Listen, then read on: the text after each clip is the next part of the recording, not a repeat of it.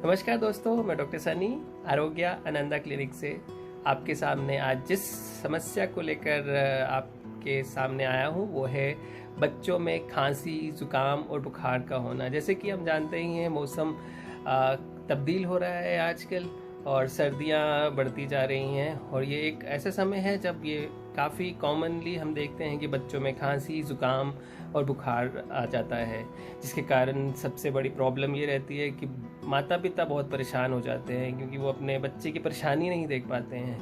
और इसके साथ साथ ही बच्चे भी जो कि खेलते हुए ही अच्छे लगते हैं, वो बहुत ही सुस्त हो जाते हैं, बुखार के कारण परेशान रहते हैं, रात भर खांसी करके नींद उनकी ख़राब रहती है। तो ये एक ऐसी समस्या है जो कि हर इंसान, हर माता पिता इस प्रॉब्लम से जूझते हैं। तो और इसके लिए बहुत परेशान रहते हैं और मोस्ट ऑफ द टाइम ये एक ऐसी प्रॉब्लम है जिसके कारण डॉक्टर के पास काफ़ी ये प्रॉब्लम्स लेकर माता पिता जाते हैं।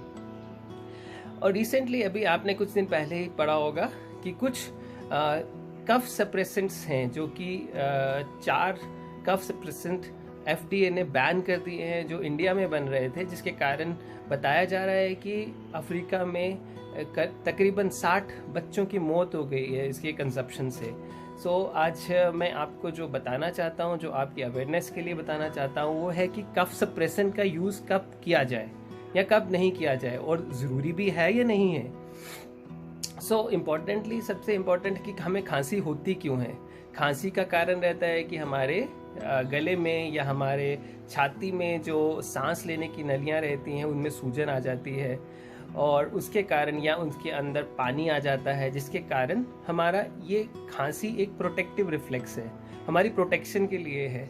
खांसी हम तभी करते हैं जब कोई भी फॉरेन चीज़ हमारी सांस की नली में चली जाती है और वो आगे जाके हमारे फेफड़ों में जाने की कोशिश करती है। तो ये हमारा एक नेचुरल रिफ्लेक्स है कि हम खांसी कर देते हैं ताकि वो चीज़ पूरे प्रेशर से हमारे मुंह के रास्ते या हमारे नाक के रास्ते बाहर आ जाए। खांसी सबसे इम्पॉर्टेंट चीज़ समझना ये है कि ये हमारे लिए एक प्रोटेक्टिव रिफ्लेक्स है। ये हमारे बच्चों के लिए होना बहुत इम्पॉर्टेंट है और यही सबसे बड़ी वजह है जिसके कारण माता पिता घबरा जाते हैं कि बच्चे को खांसी हो रही है, सो नहीं पा रहा है, परेशान रह रहा है, जिसके कारण वो काफ़ी एंग्जाइटी में रहते हैं। ये इम्पॉर्टेंट चीज़ है। ये मैं आपको बताना चाहता हूँ कि FDA जो ड्रग रेगुलेटिंग बॉडीज़ हैं, उन्होंने भी बोला है कि कफ सप्रेसेंट 4 साल से नीचे के बच्चों को देना नहीं चाहिए।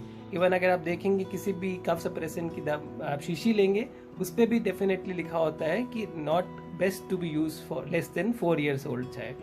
दोस्तों, ये आज का जो मेरा आपके साथ जो राफ्ता कायम हुआ है वो इसी कारण है। मैं आपको यही समझाना चाहता था कि कफ को हमें सप्रेस करना नहीं है, हमें कोई भी कफ सप्रेसेंट यूज़ नहीं करना है ड्यूरिंग वायरल इन्फेक्शन, क्योंकि वायरल एक अपना कोर्स पूरा करके ही जाता है जो कि 4-5 दिन, कभी कभी ये 10 दिन भी रहता है और ये खांसी कभी कभी 20 दिन तक भी चल सकती है, जिसको जो हम लॉन्ग टर्म खांसी बोल सकते हैं।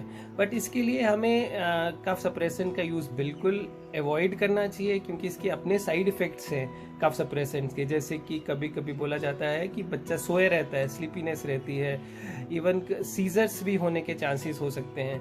It is best to avoid cough suppressants. अगर आपको फिर भी लेने हैं तो किसी मेडिकल एडवाइजरी के तहत लीजिए। डॉक्टर्स अगर आपको प्रिस्क्राइब करते हैं तो तब ही आप ये कफ सप्रेसेंट लीजिए। बट इसके अलावा अगर कफ हमें परेशान कर रही है या बच्चे को परेशान कर रही है, उसके लिए हमें देसी नुस्खे भी यूज़ कर सकते हैं। जैसे कि जैसे वायरल इन्फेक्शन रहता है, बुखार वगैरह रहता है, तो हम कुछ ऐसी दवाएं भी ले सकते हैं जिसके कारण हमारी सांस की नली में सोजिश कम हो जाएगी और उससे खांसी पे भी असर पड़ जाता है, खांसी भी कम हो जाती है। या हम काफ़ी बच्चे को अच्छे से पानी पिलाते रहें, फ्लूइड जो है वो बच्चे में काफ़ी देते रहें, क्योंकि बुखार भी है, खांसी भी है और उसके कारण फ्लूइड की कमी होने का चांसेस रहते हैं, जिसके कारण जो कि एक बहुत बड़ा कारण रहता है कि हमारे बच्चे परेशान रहते हैं। उसके अलावा हमें कुछ गर्म पानी को गर्म गार्गल्स करके दे सकते हैं, पानी को गर्म करके उनको पिला सकते हैं। और बोला गया है लेमन और हनी विद वाटर और कोसा ल्यूक वार्म वाटर अगर हम बच्चे को देते हैं उससे भी उसकी जो अंदर सिक्रीशंस है लूजन हो जाती हैं। सो दोस्तों, ये आज मेरा वीडियो बनाने का यही मकसद था कि मैं आपको समझा पाऊँ कि कफ सप्रेसेंट्स ज़रूरी नहीं है। और बस दोस्तों, अगर इसके अलावा आप कुछ जानना चाहते हैं तो डेफिनेटली मुझे मैसेज कीजिए। Thank you and have a good day to you all.